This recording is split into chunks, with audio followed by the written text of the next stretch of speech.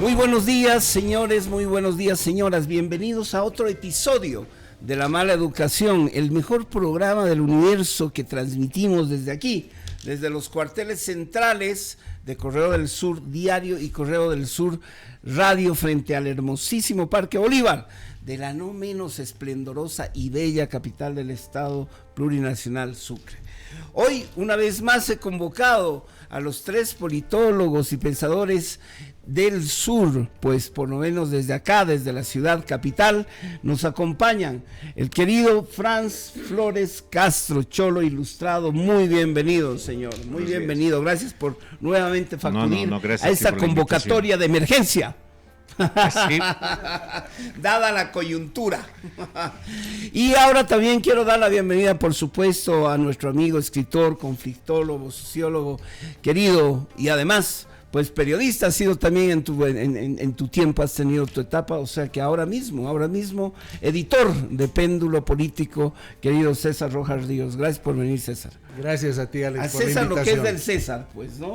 ¿Y qué hacer? Gracias. Bueno, Alex. Y nos vamos hasta La Paz, hasta la ciudad del mañoso Illimani, viejo mañudo y mentiroso, como decía Jorge Suárez, para saludar al asesor, querido politólogo joven, Vin Kamerbeek Sauvignon. Querido Vin, ¿cómo estás?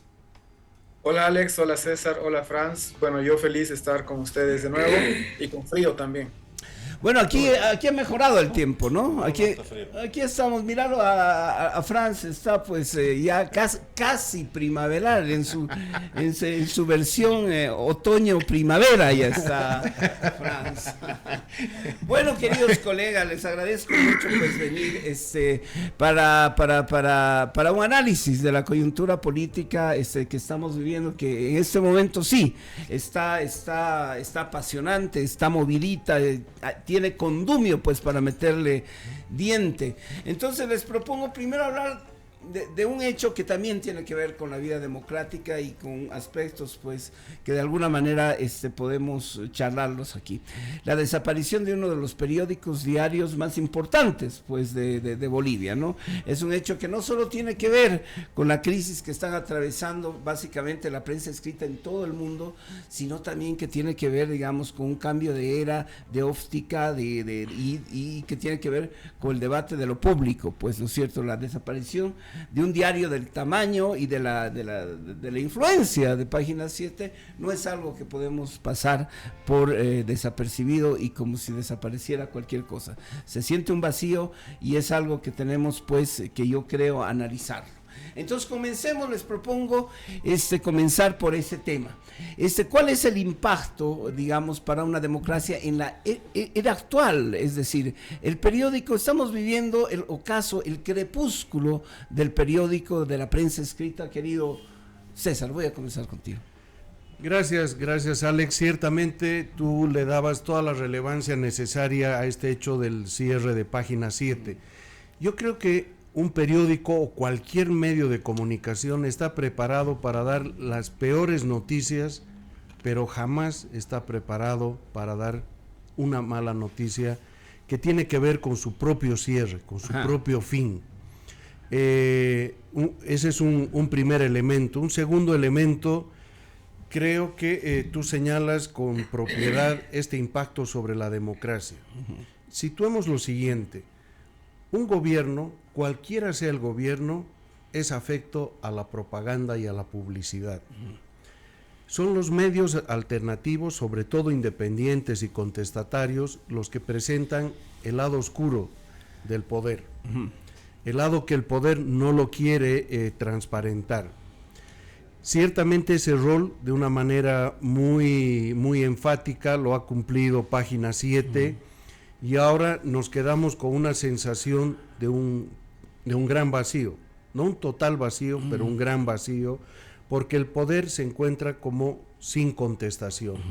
Por tanto, estamos los ciudadanos ante el riesgo de tener solo un lado, el lado gubernamental, que ya lo hemos visto cómo se ha ido reforzando y convirtiéndose en algo mucho más poderoso en el tema de control de medios y el flujo informativo. De tal forma que la democracia ciertamente se queda debilitada porque también hay una relación entre periodismo y oposición. Muchas veces los partidos políticos se hacen eco de las noticias de los periódicos y los medios también se hacen eco de críticas, observaciones respecto al poder. Entonces, Página 7 nos deja sin una página no escrita, Alex, sin una página mental de información, y ahí también se recogía opinión crítica y cuestionadora, y esa página empieza a debilitarse en nuestro caso, y eso por supuesto tiene un enorme rédito para el poder, pero un enorme demérito para la sociedad y para la democracia. Tú lo dices bien, querido. Yo en mi programa El Furgón de Cola, haciendo un requiem, pues, y un homenaje a Página 7, decía, más allá de que estés de acuerdo o no estés de acuerdo, porque ciertamente Página 7 asumió su papel contestatario al gobierno del movimiento del socialismo desde el principio, y según sus dueños y la gente que ha trabajado ahí, eso le ha valido también, ¿no es cierto?, la asfixia total económica, y inclusive es sabotaje a nivel empresarial desde el poder para que se muera y para lograr que realmente pues se hunda. Como te decía, más allá de que te guste o no te guste, ¿no es cierto? Y ese es el sentido de la democracia, de una democracia crítica y del valor de la opinión pública, es una perspectiva la que hemos perdido. Yo, por ejemplo, me siento totalmente vacío en las mañanas ahora, porque yo me despertaba todas las mañanas para tener una información contrastada, ¿no es cierto? Es decir, a ver, ¿qué dice Página 7? Yo sé cuál es su posición, pero quiero saber qué dice. Hemos perdido ahí también contenidos valiosos, como por ejemplo Letra 7, el suplemento Ideas, muchas cosas, ¿no es cierto?, que alimentaban el pensamiento, además, la identidad y también la historia de Bolivia. Entonces, no es algo así superficial, me parece que todos estos elementos hay que tomarlos en cuenta, pero sí, se ha perdido una perspectiva, una forma de ver la sociedad también. Alex, si me permites, claro que sí. no quiero quitar paso a los queridos colegas, un apunte adicional. Creo que en esto, como en el amor, tenemos a veces que perder ciertas cosas para valorarlas, y de repente nos estamos dando cuenta, como tú señalas, ¿qué es lo que perdimos con la ausencia de Página 7? Muchísimos. Yo creo que millones de bolivianos teníamos como una práctica cotidiana el iniciar nuestro día leyendo las noticias, sabiendo por dónde venían los vientos. Hoy esa posibilidad no existe. Ciertamente hay otros medios, pero esa posibilidad de una voz clara que estaba posicionada ciertamente de manera contestataria al gobierno desaparece, y sentimos ese vacío. El tema es ahora cómo la sociedad va a reaccionar frente a ese vacío. ¿Qué es lo que vamos a hacer adelante? Querido Franz, dame tus primeras impresiones al respecto. Obviamente que es lamentable, ¿no?, que haya desaparecido Página 7 finalmente, pero es en el fondo una crónica de una muerte anunciada, ¿no?, porque el ataque que has recibido no solo Página 7, sino varios medios de comunicación, entre comillas, independientes, ¿no ve? O sí, por lo menos críticos al poder, no han sido atacados desde varios flancos, ¿no? En primer lugar, se les ha retirado, como tú decías, la publicidad estatal, han presionado a empresas privadas como para que tampoco les den, es lo que denuncia Página 7, y por otro lado la fiscalización ha sido particularmente sañuda con estos medios de comunicación. Entonces, en ese contexto es muy complicado. Entonces, lo que ha pasado con Página 7 es algo que ya debía pasar. Ahora, tú también hablabas de que había una especie de cambio de época, ¿no? Y esto creo que es verdad, porque si uno ve, por ejemplo, el periódico El País ya ha dejado, creo, de circular, o lo hace muy mínimamente, en su formato impreso, El País de España.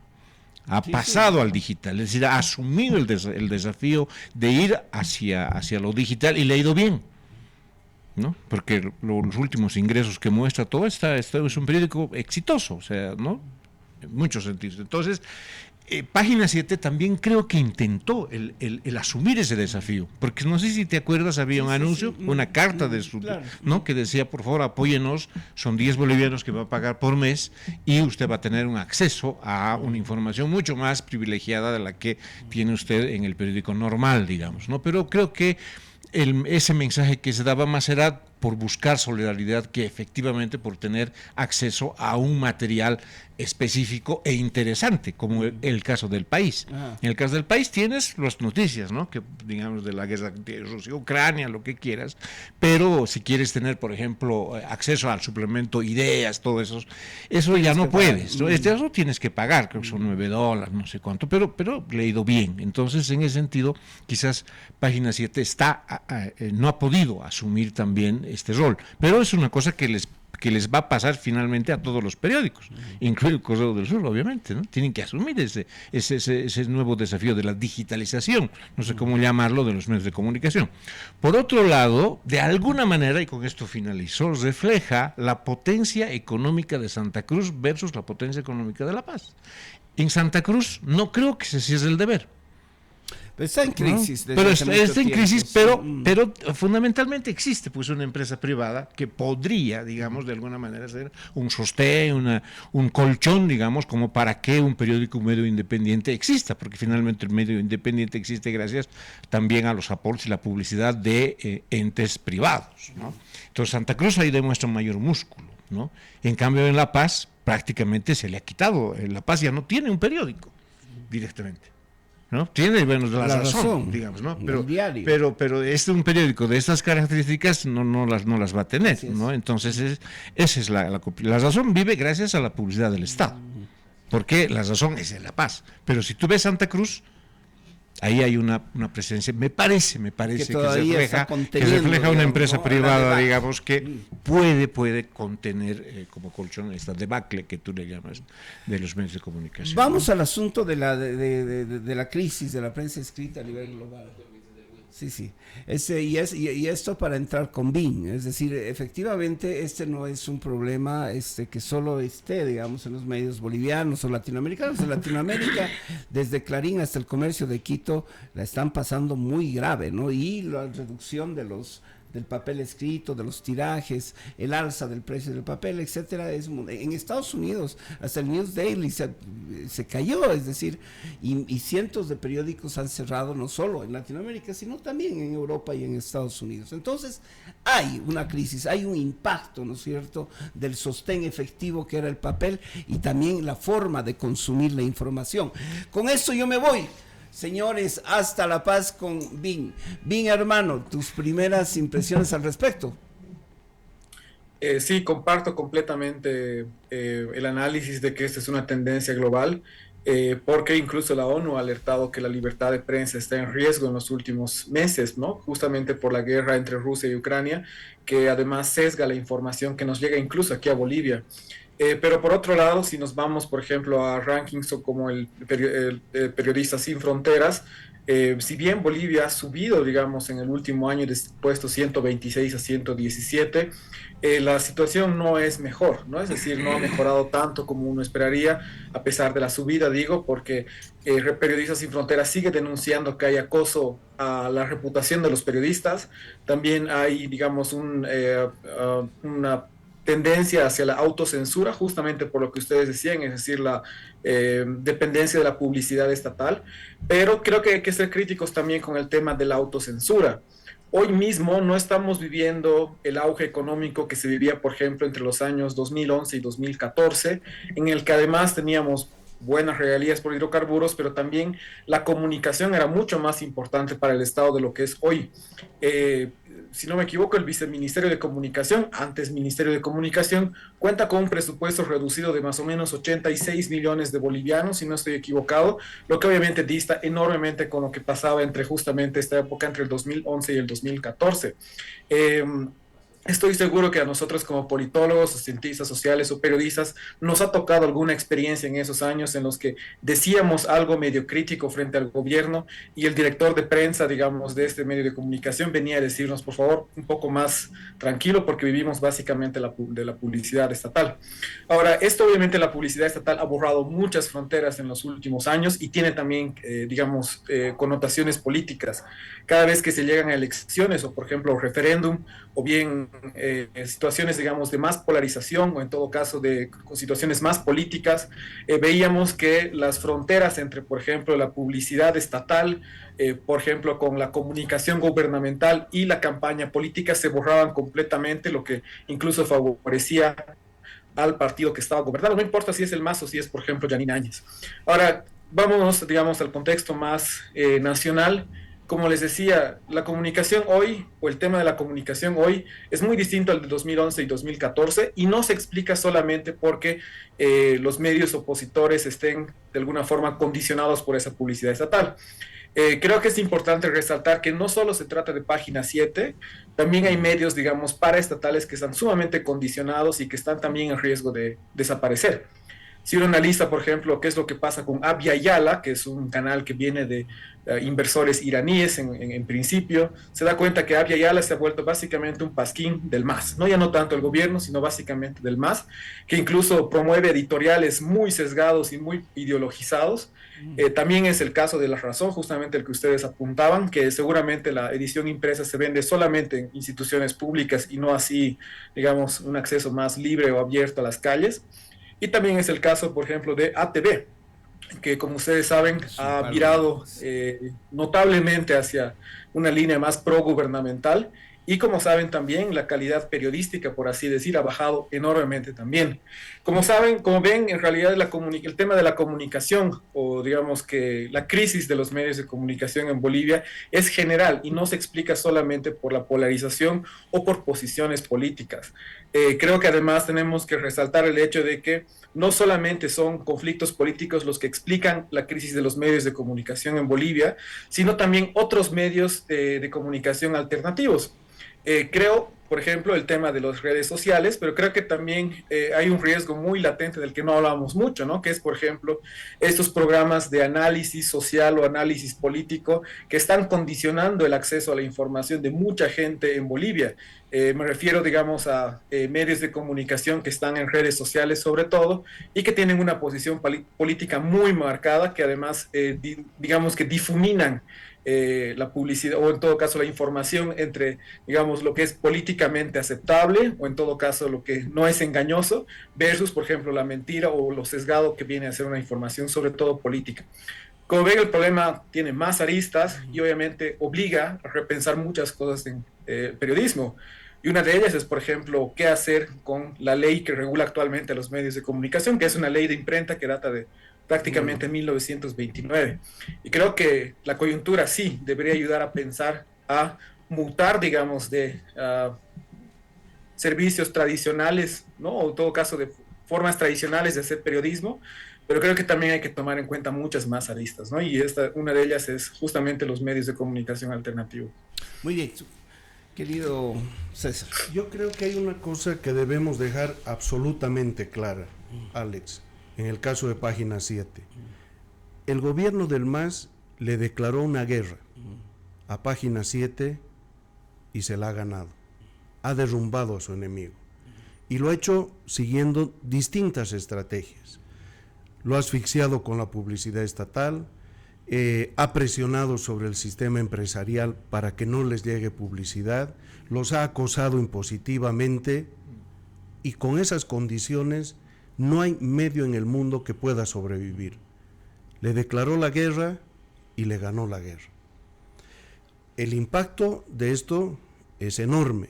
Ciertamente podemos hacer luego una reflexión sobre los periódicos a nivel mundial. Y yo creo que ahí Sartori nos da una gran clave en este libro del Homo Videns, fantástico, clarividente, donde él nos señala este paso de la galaxia Gutenberg a la galaxia McLuhan. Pero McLuhan, en su reflexión, nos dice, en realidad los medios, ninguno de los sistemas mediáticos mueren, se van acomodando y se van complementando. En algún momento se pensó que la televisión iba a dejar a un lado a la radio. Y hoy lo que vamos viendo es que la radio convive con la televisión y ahora conviven con las redes, con las redes sociales. Claro. Yo creo que en el tema de los periódicos a nivel mundial lo que estamos viendo es la reducción de la cantidad en pro de la calidad. Van a sobrevivir los medios de mayor calidad. Y aquí creo que los ciudadanos vamos a tener un rol importante en esta reconfiguración en esta galaxia McLuhan. Y tenemos que acostumbrarnos que aquello que tiene calidad cuesta. Y así como pagamos por nuestros servicios básicos para tener calidad de vida, vamos a tener que pagar por la información de calidad, porque hace a nuestra propia estabilidad emocional, a nuestra perspectiva social y económica. Tenemos que asumir como parte de nuestros egresos el apoyar a un determinado medio que nosotros consideramos de alta calidad. Vamos a ver reducción de periódicos, pero muy pocos van a sobrevivir y van a tener larga vida porque van a ser el referente de calidad. Tú como periodista, Alex, sabes, se dice los periódicos sí han disminuido en su influencia, pero no hay agenda de radio, de televisión, que no se haga el día lunes, reunidos, mirando los periódicos. Los periódicos influyen, pero influyen de otra manera y en otra dinámica. Sí, es verdad eso. Pero en un estudio, por eso que hicimos hace bastante tiempo, aquí en Sucre, ¿no? Casi todas las de sus noticieros era lo que hacían, de verdad, era leer el Cosa del Sur como noticias, ¿no? O sea, como periódico impreso, ¿no? Pero claro, con esto quisiera cerrar para este primer tema que vamos a tratar, ¿verdad? El grave daño a la democracia, ¿no? Porque la democracia es también debate público, es la existencia de un espacio público. Entonces, ese espacio público antes era el ágora, ¿no? Donde habían 100 habitantes y ahí discutían sobre los asuntos del común, ¿no? Pero cuando ya tienes millones de habitantes, ¿cómo esa discusión se encamina? Se encamina a través de los medios de comunicación. Ahora, uno puede decir, se cierra un medio de comunicación, pero ahí tienes las redes sociales, ahí tienes el TikTok, ahí tienes Facebook. Entonces, como nunca, dirías vos, incluso la gente está sobreinformada. El problema está ahí en la calidad de la información, probablemente, pero también en su veracidad.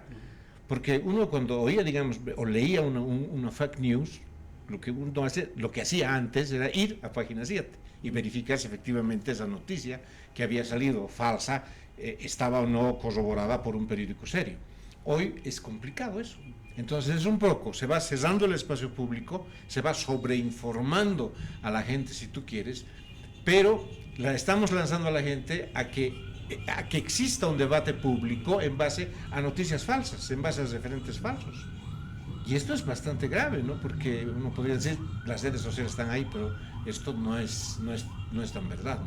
Bueno, sí, eso es terrible. Y como tú lo decías, y yo creo y estoy de acuerdo con ambos, también Gianni Vattimo lo dijo, pues, en La Sociedad Transparente, ¿no? De alguna manera, no solo que analizó, digamos, esta emergencia a través de los medios de comunicación, la globalización de los medios de comunicación, sino que ahora ya vivimos una sobreglobalización, yo creo, que no solo nos ha revelado los cientos de racionalidades que pueden existir, sino también las formas en las cuales se puede distorsionar, ¿no?, esa racionalidad. Entonces es terrible si es que dejamos, yo creo que tiene razón, es decir, se van a transformar, tienen que transformarse el periodismo. O sea, el buen y el gran periodismo, la esencia de eso, de la búsqueda de la verdad, de los contrastes, etcétera, eso tiene que sobrevivir. Ahorita lo que está en juego realmente es el medio, como los formatos, ¿no es cierto? Entonces, ahora, una sociedad como la nuestra, estamos viendo cómo le está costando a Europa, cómo le está costando a Estados Unidos, inclusive, esta transformación, ¿no es cierto? Cuando son, obviamente, de lejos, sociedades que han ido, digamos, más de la mano con el desarrollo, pues, de la opinión pública y del diario como un objeto liberal, capitalista, etcétera, ¿no es cierto? Entonces, Claro, en ese sentido la sociedad abigarrada boliviana, ¿no es cierto?, estaríamos en una desventaja, digamos, letrada, porque al final el periódico es un producto letrado.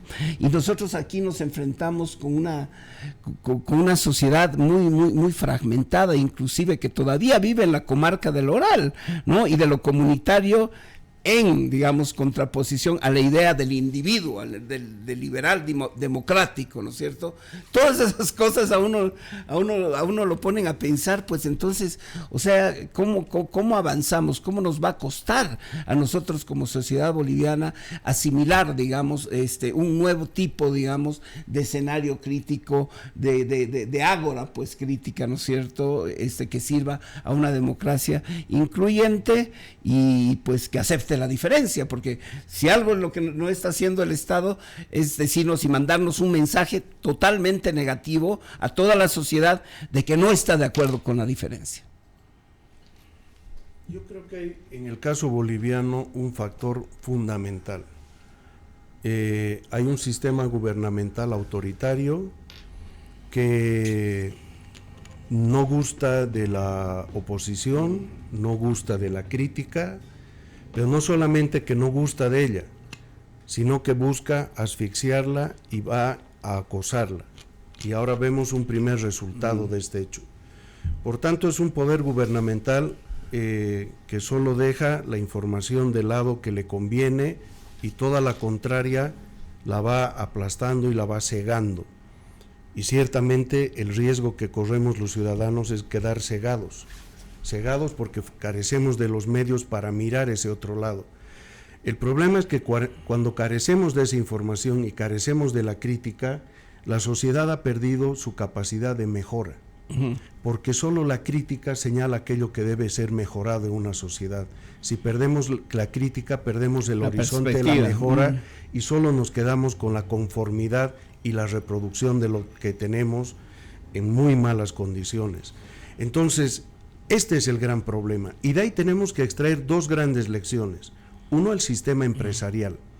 El sistema empresarial tiene que darse formas para socorrer y sustentar a esas voces críticas, porque también a ellos se les va el pellejo en esto. Claro. Y luego la sociedad, sobre todo aquella sociedad que valora la información de calidad, tiene que también salir al sostén y al socorro de esos medios. Si estos dos sistemas, el empresarial y el social, fallan, ahí sí que podemos decir, este pueblo tendrá los gobernantes que se merece. Pues muy bien, pasamos al otro tema. Les agradezco.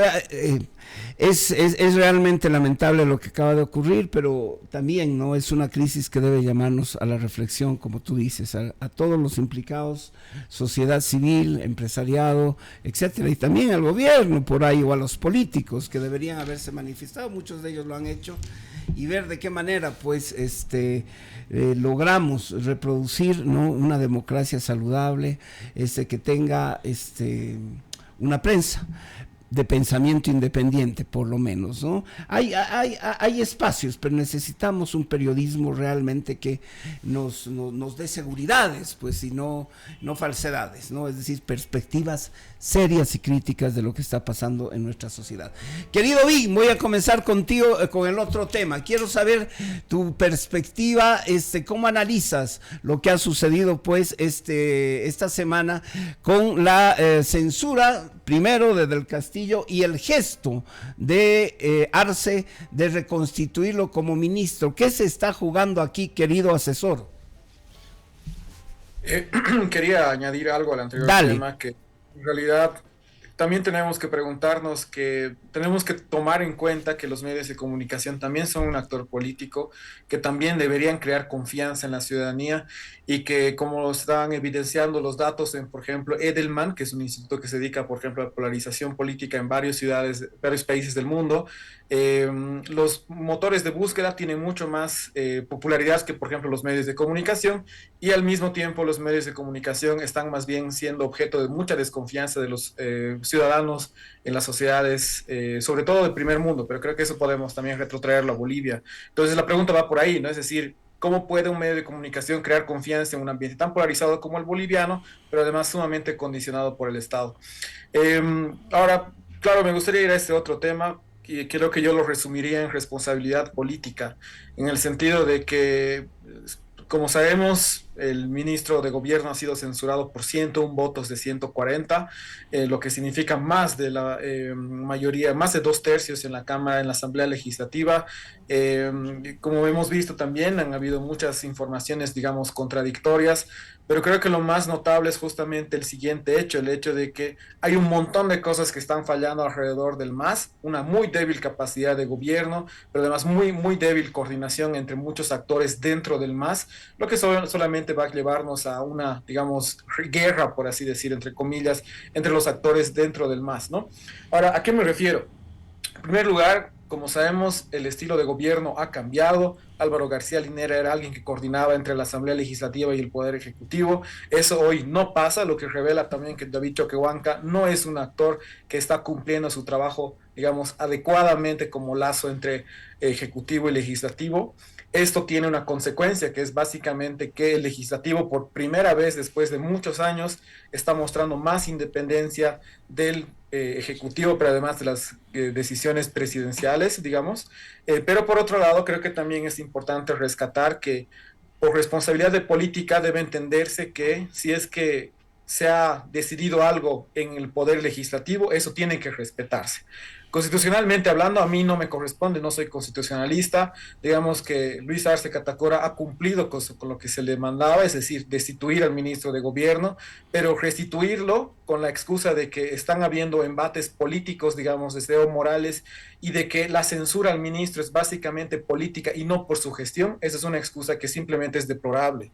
Eso también podría haber argumentado, por ejemplo, Yanine Áñez, o todos los diputados o asambleístas afines a la oposición, o en todo caso al gobierno de Yanine Áñez cuando ella censuraba a Murillo o Fernando López en ese entonces. Entonces, lo que estamos viendo aquí es solamente una intensificación, digamos, de esa guerra en el MAS, por ver quién es el más débil o el más fuerte en esa pugna entre Evo Morales y Luis Arce Catacora, y la consecuencia lógica es ver a quién beneficia más esto. Lo que solamente ha beneficiado esto, muy a pesar de Evo Morales, es a fortalecer al gobierno de Luis Arce Catacora, porque el mensaje que da Luis Arce Catacora es que a pesar de lo que haga Evo Morales, él sigue siendo el presidente de Bolivia. Entonces creo que va por ahí. Muy bien, querido Frank. Bueno, creo que lo que ha ocurrido con la censura del ministro es particularmente grave para el gobierno de Luis Arce, ¿no? O sea, por primera vez, claro, en eso coincido con Win, no solamente se ha visto un parlamento independiente, sino un parlamento que está desafiando al Poder Ejecutivo, ¿no? Y eso es lo que da la figura de Sartori, ¿no? De gobierno dividido, ¿no? Sartori dice, el gobierno funciona bien, pero cuando hay dos motores funcionando independientemente de sí, entonces la cosa se pone grave. Entonces ahora diríamos que el Poder Legislativo está en actitud desafiante al Poder Ejecutivo, ¿no? Y le ha dicho que censure y que lo saque del gabinete al ministro del Castillo. Ahora, no lo ha hecho Luis Arce, ¿no ve? Probablemente por dar un mensaje de fortaleza, quizás, pero porque sabe que hay 2/3 de votos que perfectamente pueden rearticularse para defenestrar a otros tantos ministros. Es decir, si Luis Arce daba lugar a sacarlo del Castillo, lo que se le venía después era Lima, se le venía después la ministra de Información, bueno, de todo, ¿no? Y esto era particularmente grave. Entonces Arce ha tratado de detener esta cascada, digamos, de obligaciones de despido de sus ministros de parte del Parlamento, ¿no? Entonces esto es particularmente grave, pero ahora a esa gravedad pues, hay que sumarle de que hay 2/3 de votos en contra de Luis Arce.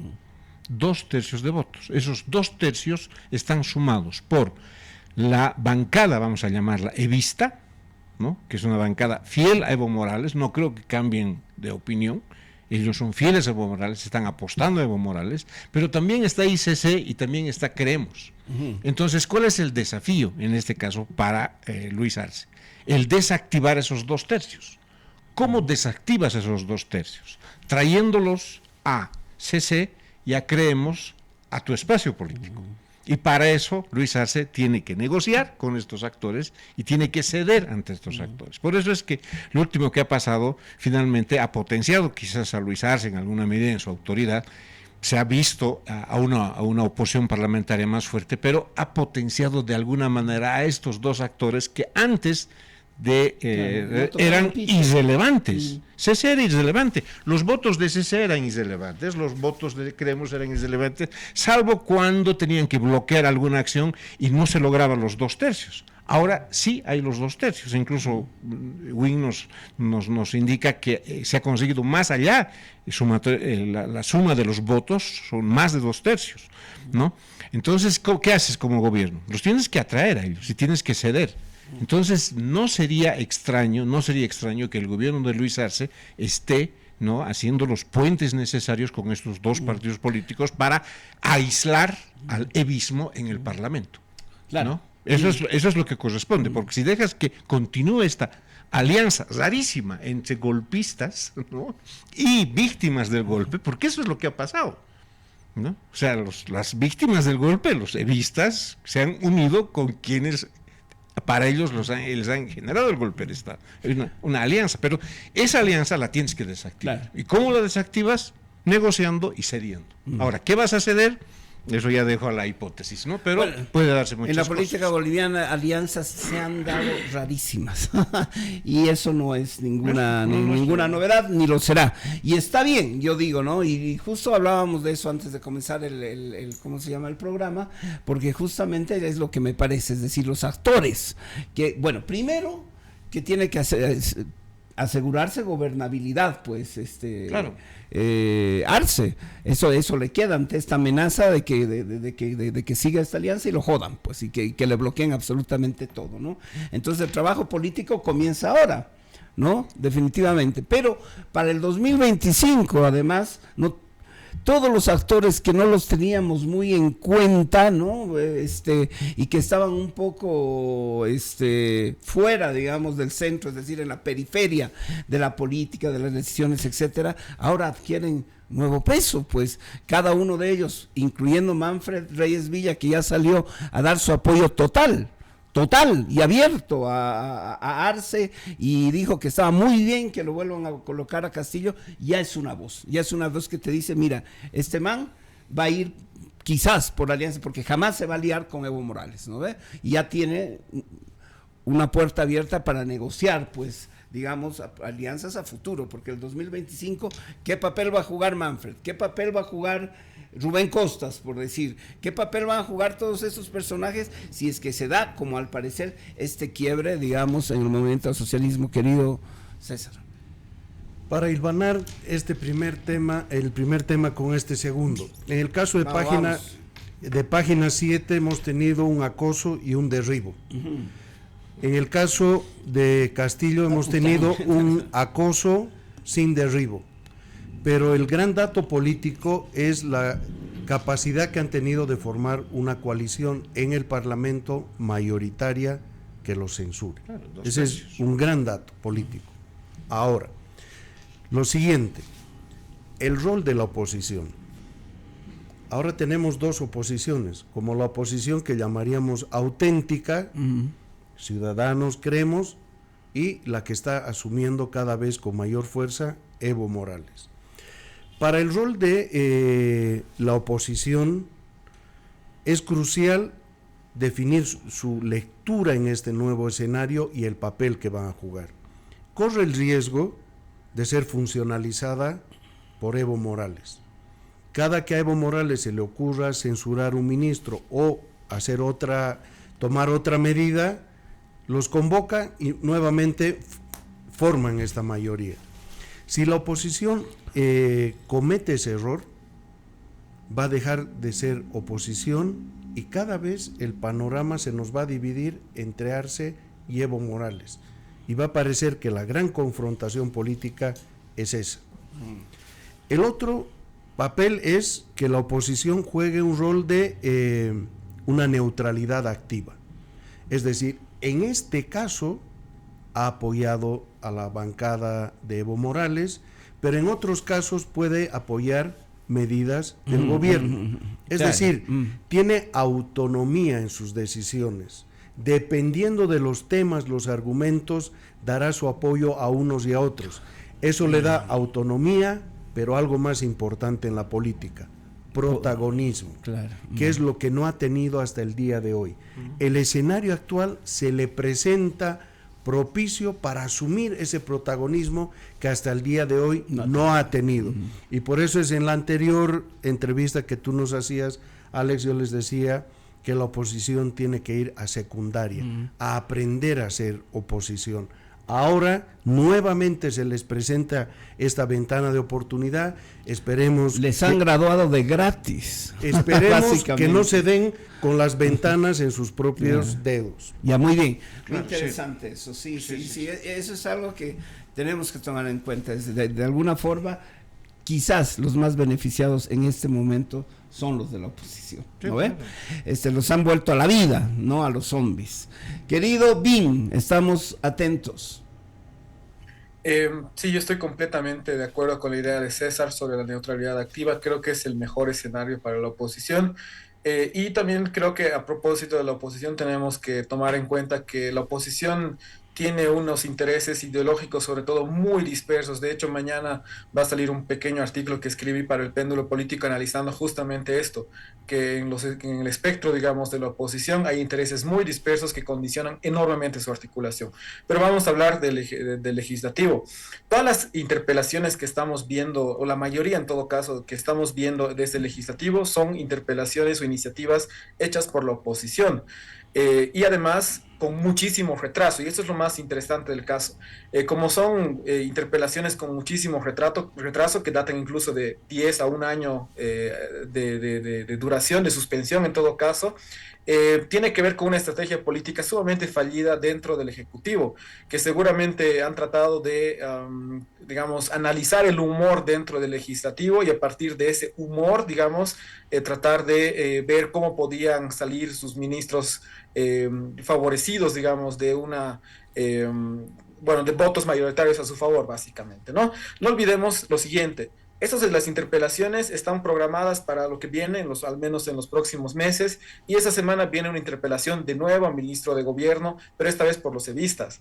Ahora, también faltan muchas interpelaciones, sobre todo al ministro de Gobierno, y sobre todo una muy importante que viene a ser el del tema de la justicia, el ministro de Justicia. Esto obviamente a iniciativa de la oposición.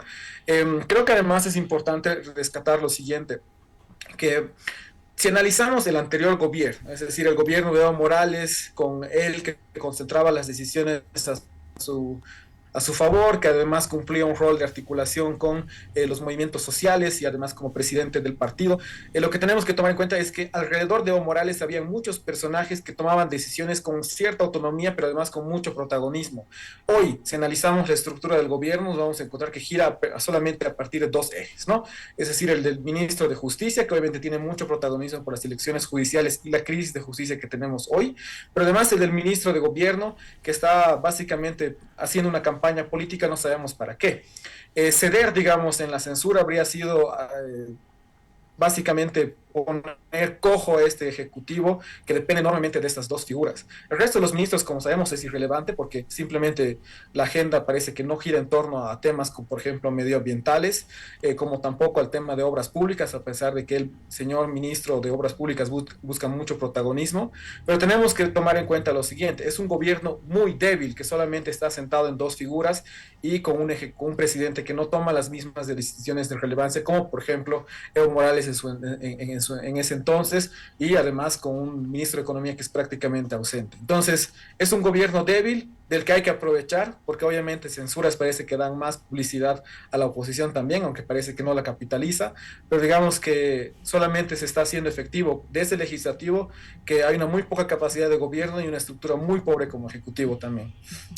¿Qué opinas al respecto, querido Bueno, Francis? lo que yo creo es que el gobierno evidentemente tiene una debilidad, eso de los 2/3 se ha mostrado claramente, no tiene el Parlamento en su poder como lo tenía Evo Morales, y esa es una gran debilidad. Habrá que ver cómo está esta situación en las calles, ¿no?, donde Evo Morales también reina, ¿no? Pero sobre todo el gobierno ha dejado de ser o no quiere ser finalmente el eje en torno al cual giran las discusiones políticas, no diríamos tanto las definiciones, sino las discusiones políticas.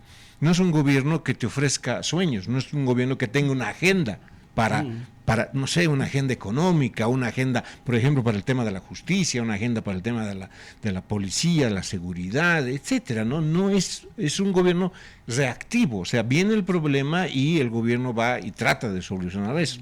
Entonces, si un gobierno no tiene agenda, es obviamente un gobierno que va a tener siempre debilidad y va a ser acosado por los actores de oposición permanentemente, ¿no? Y entonces yo creo que ese es el otro dato, ¿no? Para el gobierno, si va a querer, digamos, relanzarse, tiene que relanzarse también con una cierta agenda renovada que pueda convencer a la población, que pueda generarles respaldos políticos, más allá de los respaldos políticos interesados que podría tener en el Parlamento con la bancada de SC, y creemos que ahí el respaldo es funcional, es político, es específico, digamos, pero él necesita dotarse de otro tipo de respaldos, pero eso solo lo va a lograr si tiene una agenda, ¿no? Que hasta ahora no existe. Sí, bueno, el poder de interpelación, digamos, social del gobierno es casi nula. Nos quieren vender eso de que son el gobierno de la industrialización. Pero y ahora, ahora reponiéndolo al ministro, que es el ministro de la Juventud. A ver, sí, con esa nos ha salido, ¿no es cierto? Que un poco lo pone y que es digamos el referente de un más joven, ¿no? De una nueva generación, etcétera. Eso nos quieren vender. Ahora me interesa mucho lo que acaba de decir Bin, de que es un gobierno débil y absolutamente dependiente de dos ministros, fundamentalmente Lima y pues del Castillo. Esto lo ha demostrado porque muchos analistas políticos y no hace falta sino darnos una vuelta al pasado, pues todos los ministros son ministros fusibles, eran ministros fusibles, ¿no? Es decir, a la mínima crisis, pues chao, ¿no ve? O sea, era fundamental. Parece un régimen presidencialista en realidad, sino ministerialista, pues. Es decir, si es que tomamos en cuenta que la carta tremenda que se está jugando Arce Catacora con Del Castillo. ¿Qué opinas, querido César? Yo diría que mucho cuidado con esta reflexión sobre el poder del gobierno. A ver. ¿Qué es el poder? Que los otros hagan lo que tú quieres y no hagan lo que tú no quieres.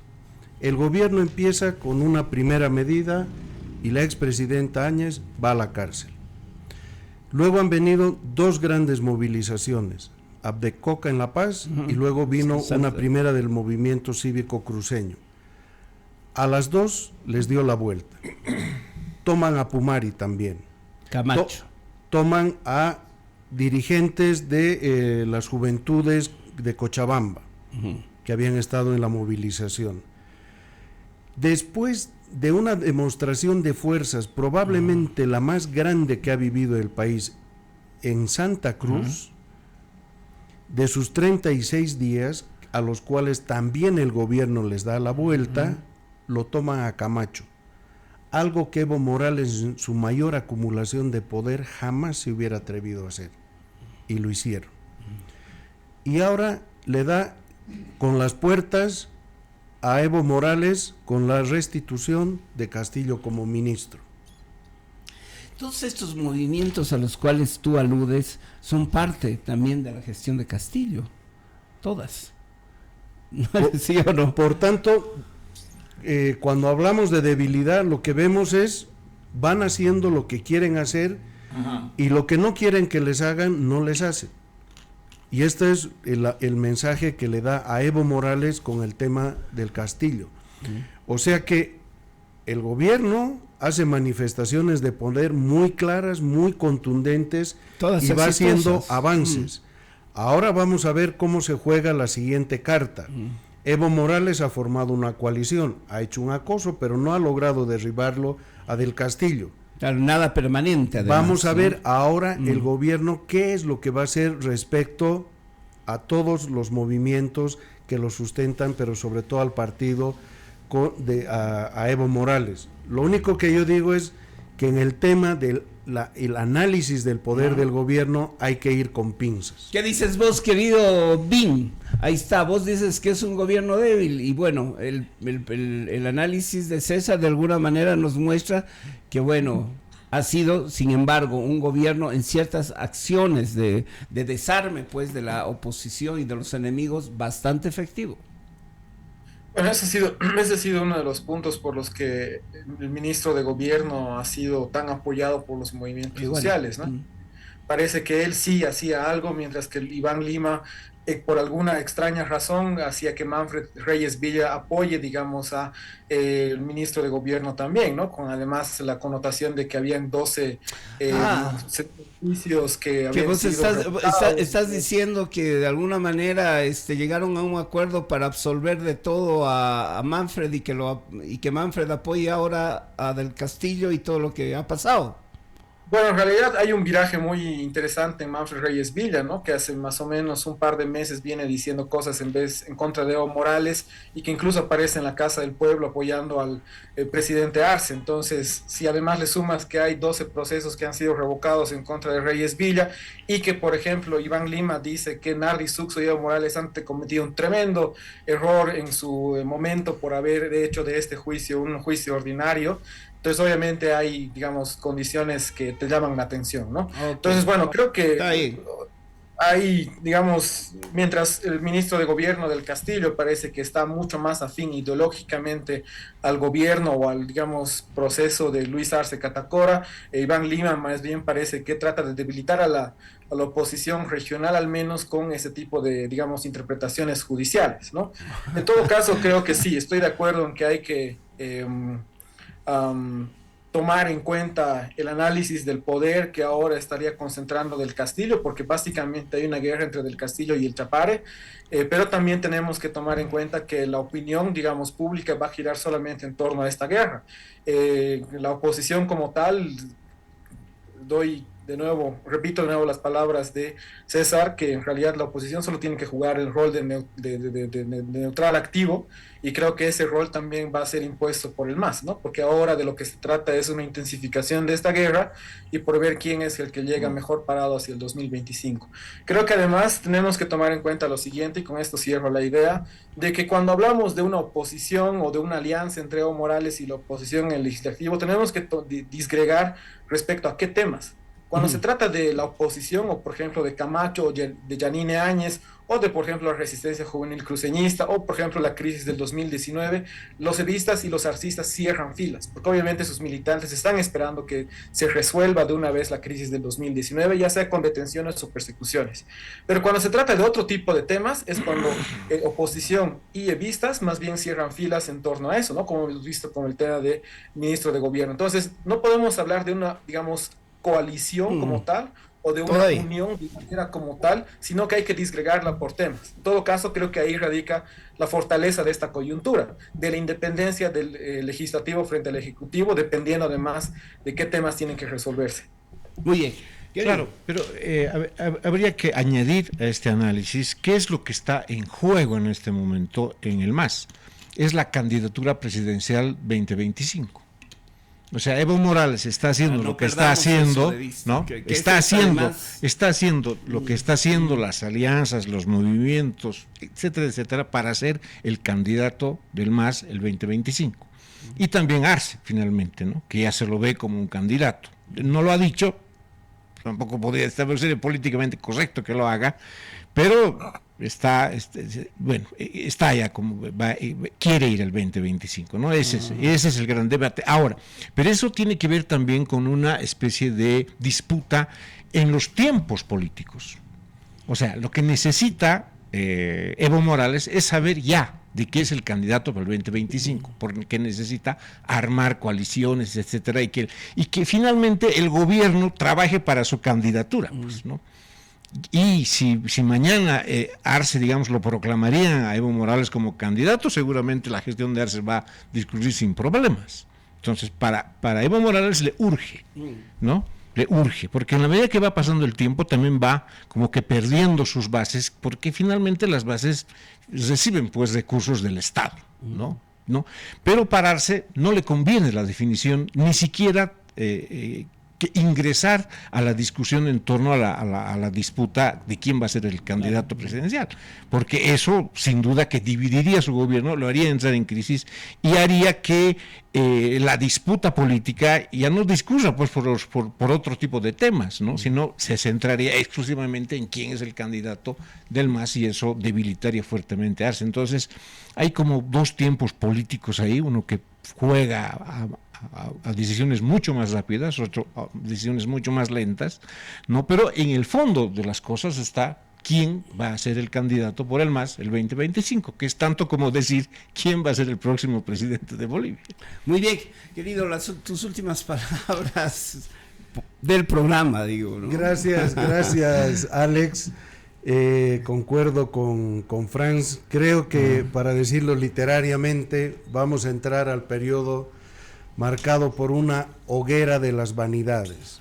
O sea que nos preparemos, va a haber mucho fuego, va a haber mucho ego, va a haber mucha vanidad, y seguiremos en el análisis. Invitar a todos tus radioescuchas, querido Alex, para que el día de mañana compren Correo del Sur. Viene un sabrosísimo péndulo político, escriben Franz, escriben Wim, muchos otros, sobre este y otros temas que nos ayudarán a esclarecernos sobre la coyuntura. Así es, una lectura necesaria, el péndulo político, sale mañana.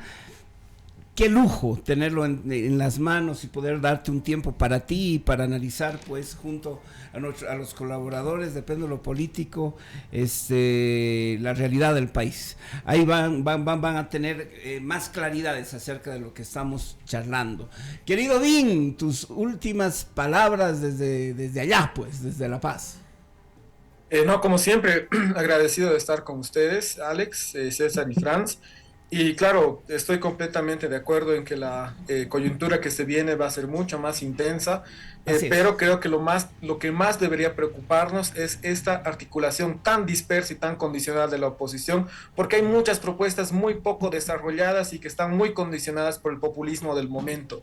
Entonces, creo que da para otro programa, otro análisis, donde hablemos no solo de la composición del poder actualmente en Bolivia, sino también de cómo se están interpretando la realidad desde distintos actores en la oposición y qué tan disperso es eso. Por todo eso te agradezco mucho de nuevo, Alex, y como siempre feliz de estar con César Rojas y con Franz Flores, y no olviden comprar el Péndulo Político mañana, o leerlo en todo caso.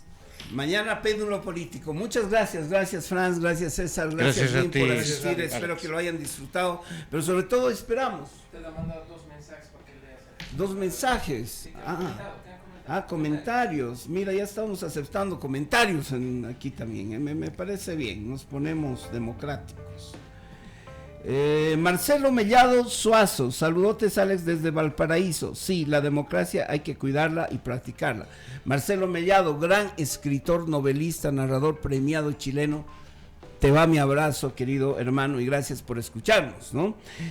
Tuki Castillo, gracias por hablar con la verdad de lo que sucede en nuestro país Bolivia, con estos políticos de turno que no son patriotas, solo quieren enriquecer sus bolsillos.